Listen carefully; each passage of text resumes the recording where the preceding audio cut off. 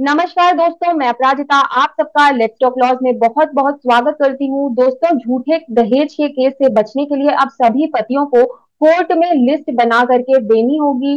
दोस्तों, ये बात सभी पति के लिए बहुत ही ज्यादा गुड न्यूज है, बहुत ही बड़ी खबर है जो आज की इस वीडियो में मैं आपको देने वाली हूँ। अगर पति दहेज के झूठे केस से बचना चाहते हैं और दहेज का केस अगर उनके ऊपर होने वाला है या फिर दहेज का केस उनके ऊपर में चल रहा है, तो पति को सबसे पहले ये काम करना बहुत ही ज्यादा जरूरी हो गया है, बहुत ही ज्यादा कंपलसरी हो गया है।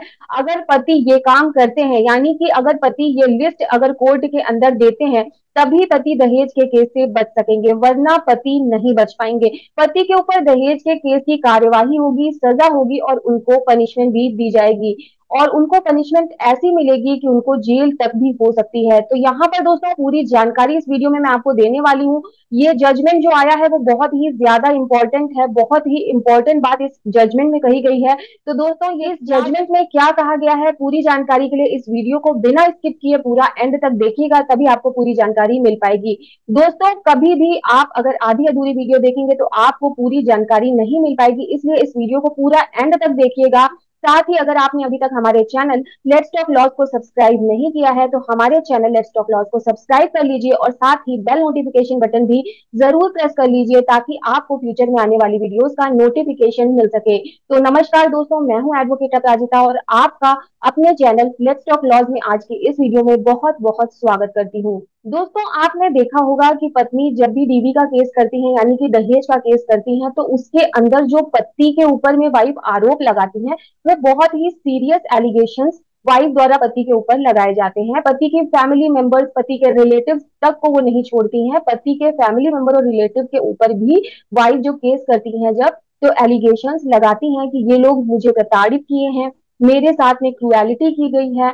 और दोस्तों, वो पहले ही लिखवा देती हैं कि जब शादी हुई है तो शादी के दौरान भी इन लोगों ने मेरे घर वालों से काफी ज्यादा दहेज की डिमांड की, काफी ज्यादा इन लोगों ने प्रेशर बनाया, काफी सारे आइटम्स इन्होंने ये बताया कि मुझे चाहिए, इन्होंने बहुत सारे सामान ऐसे बताए कि हमें चाहिए, इन्होंने कैश की डिमांड की। दोस्तों, इसके अलावा वाइफ ये भी एलिगेशन कई बार लगाती हैं कि इन लोगों ने डिमांड की और इन लोगों ने ये भी कहा कि अगर आप हमारी डिमांड को पूरा नहीं करते हैं, अगर आप हमें ये सामान या इतना कैश नहीं देते हैं, तो हम शादी नहीं करेंगे। तो दोस्तों, इनकी डिमांड के अनुसार ये सब कुछ इनको दिया गया है, ऐसा वाइफ कहती है, यानी कि दहेज इनको दिया गया है, ऐसा वाइफ का कहना होता है। दहेज की डिमांड हस्बैंड और हस्बैंड की फैमिली की तरफ से की गई है, ये भी वाइफ का कहना होता है। और दूसरा दोस्तों, पत्नी ये भी बोलती है कि शादी के बाद में भी ससुराल में मुझे अच्छे से नहीं रहने दिया गया, मुझे शांति से नहीं रहने दिया गया, मेरे साथ में इन लोगों के द्वारा काफी सारी अत्याचार किए गए, काफी मुझे प्रताड़ित किया गया और मेरे साथ में इन लोगों के द्वारा अत्याचार किया गया कि शादी में ये कमी हो गई, शादी में वो कमी हो गई, शादी में हमें ये नहीं दिया गया, शादी में हमें ये नहीं मिला। पति अपने एलिगेशंस में ये बार बार कहती है कि हमने इनकी डिमांड के अनुसार इनको हर चीज दी, इनकी हर डिमांड को पूरा किया, उसके बाद भी इन्होंने मुझे शादी के बाद में प्रताड़ित किया दहेज के लिए, मुझे बार बार ताने मारे, मुझे बार बार ये कहा कि मैं अपने मायके से और ज्यादा सामान और ज्यादा कैश लेकर के आऊं। इस तरीके के जो एलिगेशंस हैं वो वाइफ जब दहेज का केस करती हैं तो हस्बैंड के ऊपर में लगाती हैं।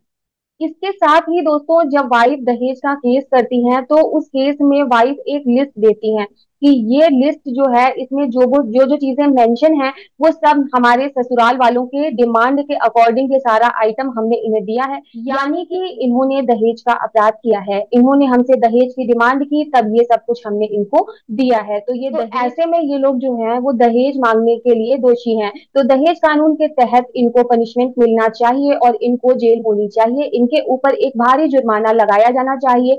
ये सब बातें वाइफ के द्वारा कही जाती हैं। तो दोस्तों, ये जो नया जजमेंट आया है और दहेज का जो कानून है इसके अनुसार अब पति को जरूर पनिशमेंट मिलेगी, 100% हस्बैंड को पनिशमेंट मिलने वाली है और पति को सजा भी होगी अगर पति ने कोर्ट के अंदर में लिस्ट नहीं दी। तो अगर किसी कोर्ट के अंदर लिस्ट नहीं देते हैं, अपने पक्ष को साबित नहीं करते हैं, तो हस्बैंड को 100% सजा होने वाली है। तो दोस्तों, आखिर ये लिस्ट कैसी लिस्ट है, इसमें पति को ये लिस्ट सबमिट करनी क्यों इंपॉर्टेंट है?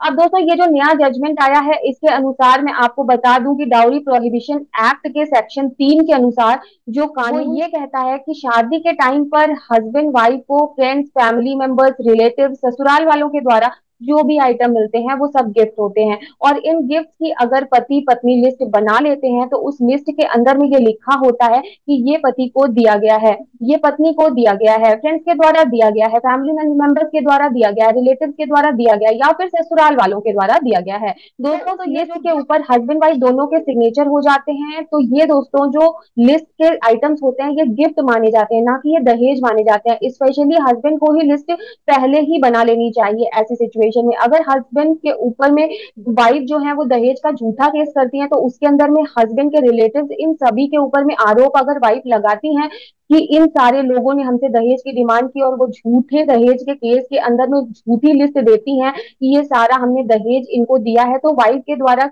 दोस्तों जो गिफ्ट के आइटम होते हैं उनको भी दहेज के रूप में कई बार लिखवा दिया जाता है। तो अब दोस्तों हस्बैंड अगर वो लिस्ट जो है वो पहले ही बना करके रख लेते हैं और उस लिस्ट को पहले ही कोर्ट में दे देते हैं कि ये जो सारे आइटम्स हैं ये गिफ्ट है ना कि दहेज है, तो ऐसे में पति जो है वो दहेज के केस से बच जाएंगे। पति को कोई भी प्रॉब्लम नहीं होगी फ्यूचर में और कोई भी पनिशमेंट ऐसे में पति को नहीं मिलेगी, पति पनिशमेंट से बच जाएंगे। अगर पति इन सब बातों को प्रूफ नहीं करते हैं, ये लिस्ट अगर हस्बैंड कोर्ट में नहीं सबमिट करते हैं झूठे दहेज केस के अंदर, तो पति को पनिशमेंट मिल सकती है। तो दोस्तों इस मैटर में अगर आपको किसी भी तरीके की कोई भी हेल्प चाहिए तो आप मुझसे कॉन्टैक्ट कर सकते हैं। उम्मीद करती हूँ कि आपको ये वीडियो पसंद आई होगी। वीडियो पसंद आई हो तो इस वीडियो को लाइक कीजिएगा, साथ ही अपने फ्रेंड्स एंड फैमिली के साथ जरूर शेयर कीजिएगा। फिर मिलती हूँ नई इन्फॉर्मेटिव वीडियो के साथ, तब तक के लिए अपना ख्याल रखिए, सुरक्षित रहिए। Bye bye.